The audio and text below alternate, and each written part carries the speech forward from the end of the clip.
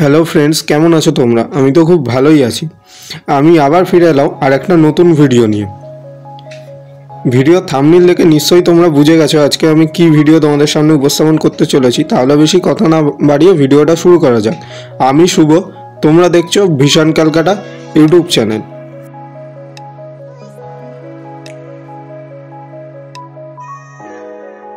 উত্তর কলকাতার অন্যতম আর একটা প্রাচীন শিব মন্দির হচ্ছে দুর্গেশ্বর মোটা মহাদেব শিব মন্দির। এইটা নিমতলা মহাশ্মশানের খুব কাছেই অবস্থিত। ভূতনাথ মন্দিরে উল্টো দিকে রেল লাইন ক্রস করে খানিকটা এগিয়ে এলেই এই মন্দিরটা তোমাদের চোখে পড়বে। এই মন্দিরে আসার আগে তার ঠিক ডান দিকেই রয়েছে পাতালেশ্বর মহাদেব মন্দির। এরপর আমরা চলে এলাম পাতালেশ্বর মহাদেব মন্দিরের কাছে। দুপুরে যেহেতু এই মন্দিরটা বন্ধ থাকে তাই জন্য তখন বন্ধ ছিল, তো মন্দিরের বাইরের থেকে যতটা দেখানো সম্ভব তোমাদের দেখিয়ে দিচ্ছি। মন্দিরের ভেতরেই রয়েছে একটা খুব সুন্দর গণেশের ছবি, যেটা দেখতে খুবই সুন্দর। গণেশের ছবির ঠিক ডান দিকেই রয়েছে পাতালেশ্বর মহাদেবের ওই শিবলিঙ্গটি। এই যে ত্রিশূলটা দেখতে পাচ্ছ তোমরা, এই ত্রিশূলের একদম নিচেই রয়েছে পাতালেশ্বর মহাদেবের ওই শিবলিঙ্গটি ঢাকা ছিল, তাই সেইভাবে দেখা যাচ্ছিল না। যেহেতু মহাদেব এখানে পাতালে থাকেন তাই জন্য নাম হয়েছে পাতালেশ্বর। পাতালেশ্বর মহাদেব মন্দিরের ঠিক সামনেই রয়েছে এই লাইটিংটা, এটা গণেশ ঠাকুরের লাইটিং, খুব সুন্দর। এই মোটা মহাদেব মন্দিরের দিকের রাস্তাটার ওপরে এরকম বাঁশের খুঁটি দিয়ে এখানটা সাজানো হয়েছে লাইনটাকে কন্ট্রোল করার জন্য, কারণ শ্রাবণ মাসে খুব ভিড় হয়, খুব লাইন পড়ে, তাই জন্য লাইনটাকে কন্ট্রোল করার জন্য এই বাঁশের খুঁটি দিয়ে এটাকে সাজানো হয়েছে। এইটা হলো মোটা মহাদেব শিব মন্দির। এই শিব মন্দিরের গায়ে বটের ঝুড়িগুলো নেমে গেছে দেখে মনে হচ্ছে মহাদেবের জটা মহাদেবের মাথার থেকে নেমে এসেছে। এই বটের ঝুড়িতে বিভিন্ন ধরনের তাগা, সুতো, তারপর প্লাস্টিক বেঁধে অনেকে অনেক কিছু মানত করে যায়, সেই জন্য এইগুলো এখানটা এইভাবে বাঁধা থাকে। উত্তর কলকাতার অন্যতম একটা প্রাচীন শিব মন্দির হলো এই দুর্গেশ্বর মোটা মহাদেব শিব মন্দির। এই মন্দিরের বয়স প্রায় 350 বছর। এই মন্দিরে মহাদেবকে শিকল দিয়ে বেঁধে রাখা হয়।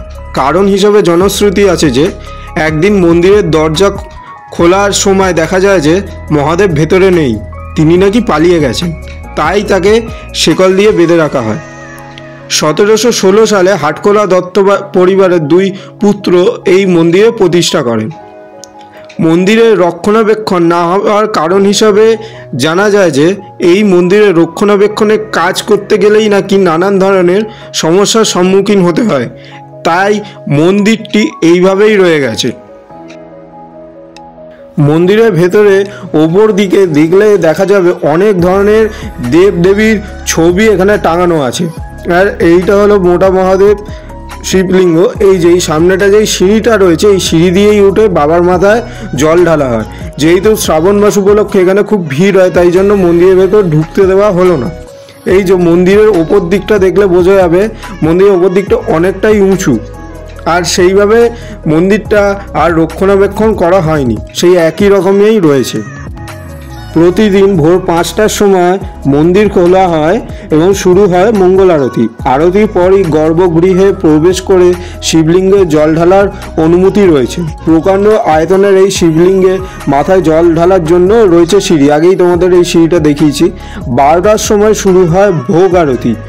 এরপর কাউকে আর গর্ভগৃহে ঢুকতে দেওয়া হয় না। ফের বিকেল 4টের সময় খুলে দেওয়া হয় এই মন্দির।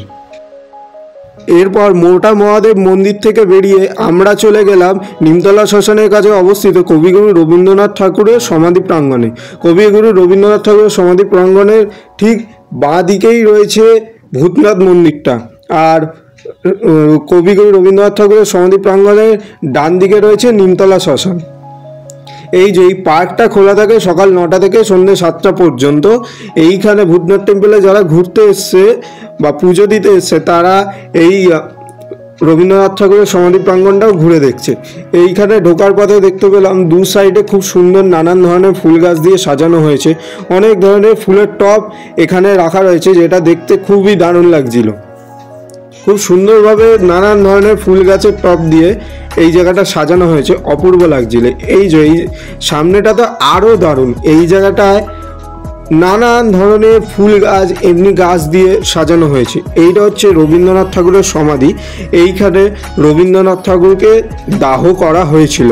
আর এটাও জানা যায় যে এই শ্মশানে ঈশ্বরচন্দ্র বিদ্যাসাগরকেও দাহ করা হয়েছিল।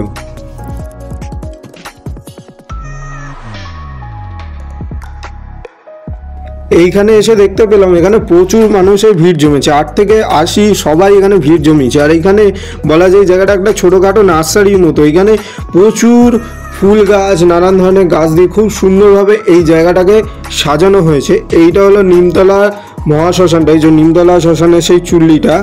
আর এর সামনেই রয়েছে নিমতলা ঘাটটা, এই যে এটা হচ্ছে সেই গঙ্গা ঘাটটা। দূরে হাওড়া ব্রিজটা দেখা যাচ্ছে, খুব সুন্দর লাগছিল এই পরিবেশটা। আর একটা হালকা ঠান্ডা হাওয়া দিচ্ছিল, যেটাতে আরও ভালো লাগছিল। এটা হলো উত্তর কলকাতার অন্যতম একটি প্রাচীন শ্মশান। এটি উত্তর কলকাতার ব্রিডন স্ট্রিটে হুগলি নদীর ধারে অবস্থিত। 1891 সালে এখানে ঈশ্বরচন্দ্র বিদ্যাসাগর মহাশয়কেও দাহ করা হয়। আগেই তোমাদের দেখিয়েছি এখানে রবীন্দ্রনাথ ঠাকুরকেও দাহ করা হয়েছিল। তাছাড়া বিশিষ্ট সাহিত্যিক মানিক বন্দ্যোপাধ্যায়কে এই শ্মশানে দাহ করা হয়েছিল। এই শ্মশান নির্মিত হয় 1827 সালে। গঙ্গার পাড়ে দাঁড়িয়ে এই পরিবেশটা আমার যে কতটা ভালো লাগছিল সেটা তোমাদের মুখে বলে প্রকাশ করতে পারবো না। এই যে ঠান্ডা হাওয়া, গঙ্গার ঢেউ, এই জিনিসটা আমার দারুণ লাগছিল। গঙ্গার ওপারেই রয়েছে হাওড়ার বাঁধাঘাট। এই যে দূরে একটা মন্দির দেখা যাচ্ছে, এইটা হচ্ছে জালান স্মৃতি মন্দির। এটা বাঁধাঘাটের কাছেই অবস্থিত। এই শোভাবাজার আইরিটলা থেকে লঞ্চে করে বাঁধাঘাট গেলে বাঁধাঘাট থেকে হেঁটে 5 মিনিটেই মন্দিরে আসা যায়। এইটা হচ্ছে 52 ফুট উচ্চতা শিবের মূর্তি।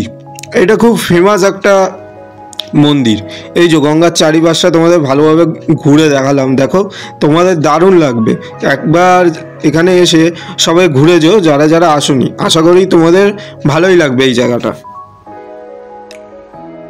এইবার এখানে যে ঘাটটা রয়েছে এই ঘাটটার কাছে চলে এলাম। এখানে এসে দেখলাম গঙ্গার জলের ঢেউটা খেলে যাচ্ছে, খুব সুন্দর লাগছিল এই পরিবেশটা আমার। এখানটায় এসে আমার সত্যি খুবই ভালো লাগলো। এই যে অনেকে দেখছিলাম এখানটা স্নান করছে। এবার এই দেখো এইখানটা দিয়ে ভালোভাবে দেখাই এই মন্দিরটা। তোমরা যারা যারা একবার ওই মন্দিরে যাওনি তারা একবার ঘুরে এসো। আমিও যাইনি, আমারও যাওয়ার ইচ্ছা আছে। এইখানে দেখলাম গঙ্গার পাড়ে অনেক মানুষ এসে এখানে ভিড় জমিয়েছে, কারণ এখন শ্রাবণ মাস, অনেক দূর দূর থেকে এসেছে সবাই বাবার দর্শনে। ভিডিওটা কেমন লাগলো অবশ্যই কমেন্ট বক্সে কমেন্ট করে জানিও। যারা আমাদের চ্যানেলটা এখনও সাবস্ক্রাইব করনি তারা অবশ্যই চ্যানেলটাকে সাবস্ক্রাইব করে বেল আইকনটা প্রেস করে রেখো, তাহলে পরবর্তী ভিডিও নোটিফিকেশন তোমাদের কাছে পৌঁছে যাবে।